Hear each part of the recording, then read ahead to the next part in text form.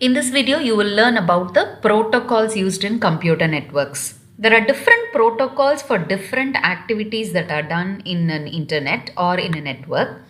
The first one being HTTP. HTTP stands for Hypertext Transfer Protocol. You would have seen this in all the websites. When you open the website, the URL will start with HTTP.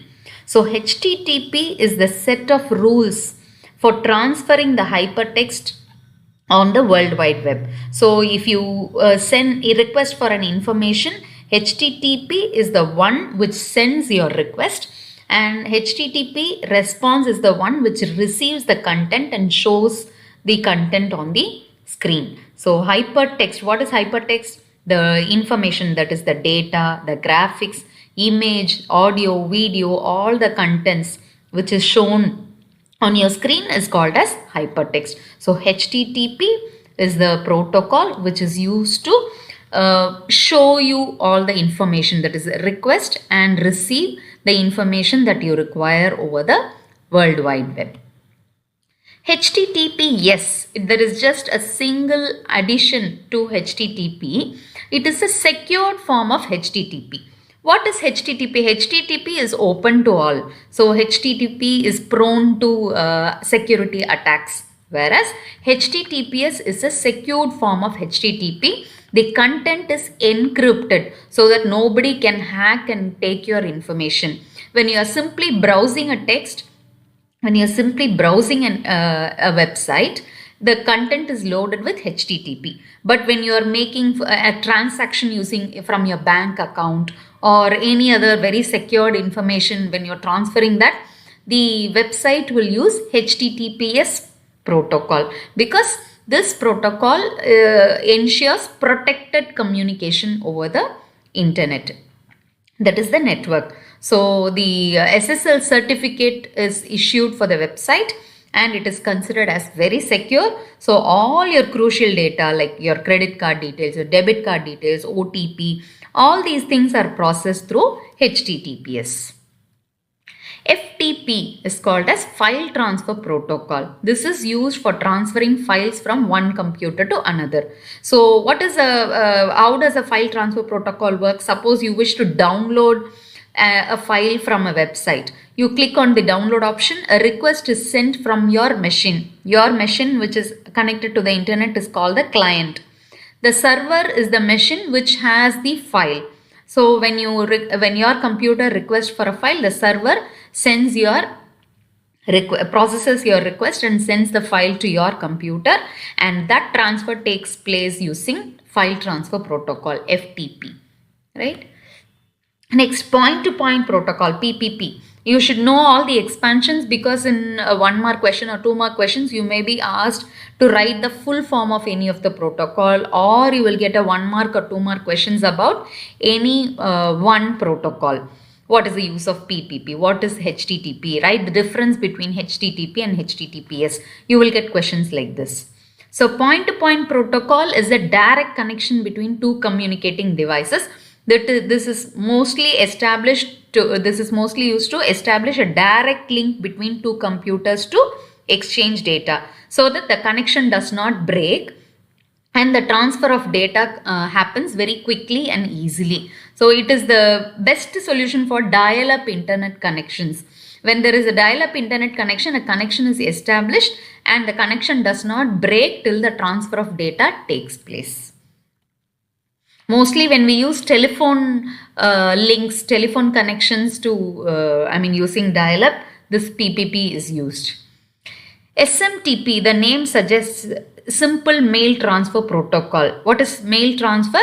When you send emails to others, this protocol is used to deliver the mail to the mail server, because you know very well, when you send a mail, it is first sent to the server. For example, you send a mail to a user of Yahoo. So that mail will be sent to Yahoo server. It is sent to the recipient's mail server. They can be used only to send. So SMTP is used only to send emails, but it cannot receive the mail. This protocol cannot be used to receive. Okay. There is a mail transfer agent. There is a thing called mail transfer agent which will deliver the mail to the device. The next one is TCP/IP. TCP/IP, Transmission Control Protocol, Internet Protocol, is the basic protocol which is very, very essential for connecting your computer to any kind of network, whether it is a local area network or wide area network or metropolitan area network. If your computer has to connect to some other network, definitely we need TCP/IP. Sometimes in case study you may be asked which protocol helps your computer to connect to a network, then it should be TCP/IP, right? So TCP/IP enables the applications to establish communication via network, right? It also allows the text to be split into packets. So when you transfer some data, your computer sends some data through the network.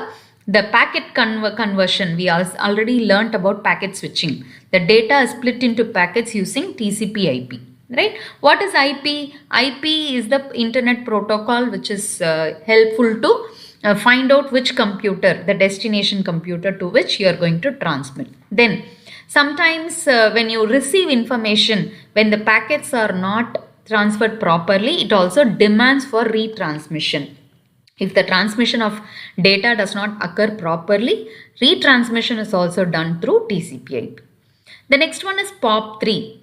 Post Office Protocol. See, already we learnt about SMTP. SMTP is the one which is used to send emails, whereas POP3 is used to receive emails over internet. So this protocol is used by most of the mail servers to receive the email and give it to the client. So this is again a one-way client-server protocol. So it can only receive the email. It will store and then forward. It will store it, and whenever you open your inbox, the request will be sent to the server and your computer will receive your mails, new mails, whatever mails have come to you, it will be sent to your computer. So POP3 protocol is used to receive mails. SMTP is used to send mails. Then VOIP, this is a very commonly asked protocol in network case study question. VOIP is Voice over Internet Protocol. This protocol is very, very essential for sending your voice. That is when you send a voice message or when you make a video call, when you do instant chatting, video conference. All these things are done only using VOIP, Voice over Internet Protocol. So using VOIP, you can make phone calls, you can do voice conferencing, video conferencing, everything is possible only when VOIP is there. Definitely you need an internet connection also. The last and final one is TELNET. TELNET is a very old internet protocol which allows you to log on to a remote computer system. Okay, so there is a computer which is there in a network but it's not directly connected to you. So using a TELNET client on your computer, you can make a connection to another remote host and connect to a computer. So TELNET is also sometimes asked in your case study. So hope you understood all the protocols. So here is a quick recap. HTTP, Hypertext Transfer Protocol, is used to load or any kind of information over www. HTTPS is a secure connection which is generally used by when you pass data like credit cards, debit cards, OTP and all, a secured form of HTTP. File transfer protocol is used to send or receive files. Point-to-point protocol is generally used for a direct connection between one computer and another computer. SMTP is used to send a mail. POP3 is used to receive a mail. TCP/IP is used to connect your computer to the network and also used for packet switching. VOIP is Voice over Internet Protocol, which is used to make voice calls, video conferencing and other things. TELNET is used to connect a remote system over the internet. Hope you understood all the concepts. Thank you.